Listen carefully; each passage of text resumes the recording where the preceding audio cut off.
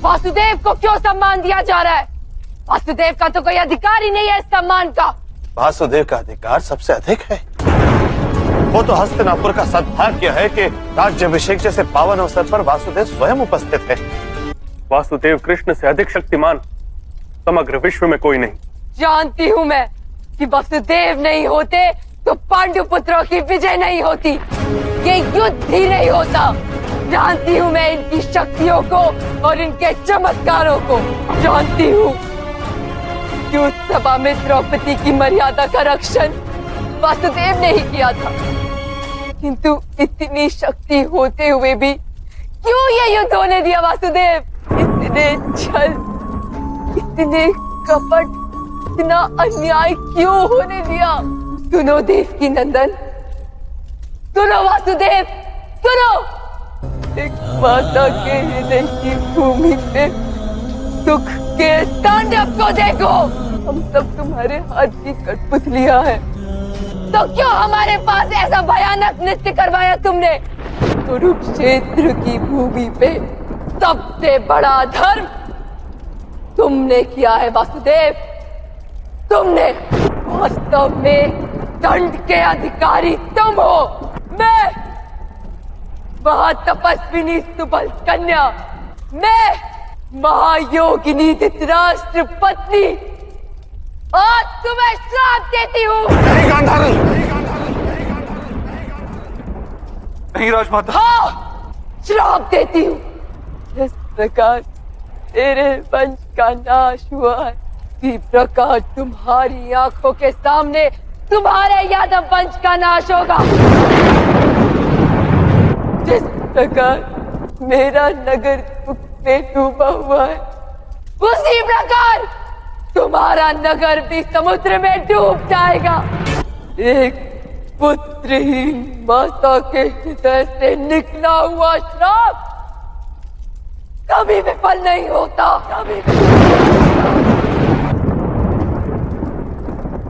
मुझे क्षमा कर दीजिए वासुदेव।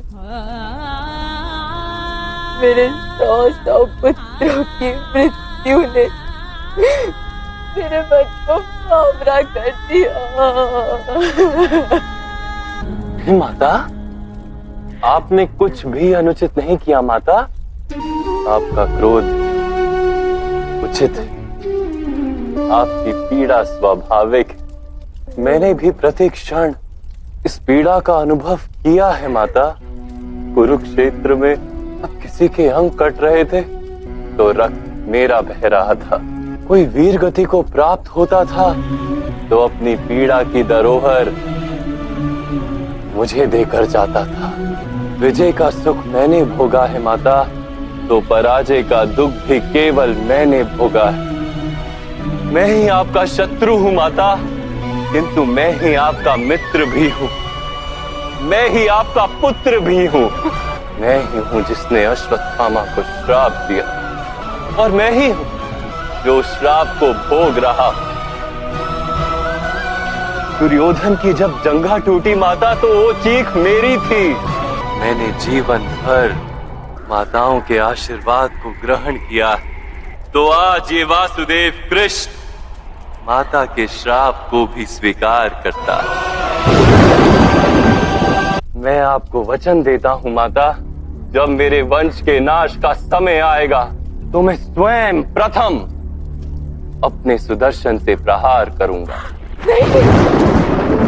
भयानक श्राप ये मेरे मुख से निकल गया। माता, आपका कोई दोष नहीं था। आशीर्वाद और श्राप तो समय अपनी योजनाओं के अनुसार बुलवाता है। आपके शब्द तो केवल नियति के कार्यों में निमित्त बने हैं बस।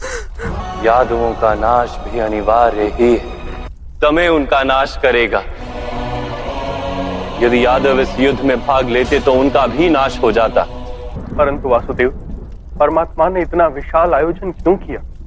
महामंत्री, आर्यवर्त की ये पुण्य भूमि 16 जनपदों और कई अन्य राज्यों में विभाजित, यहाँ की प्रजा को ये ज्ञान ही नहीं था कि वास्तव में वो एक राष्ट्र की प्रजा ही है।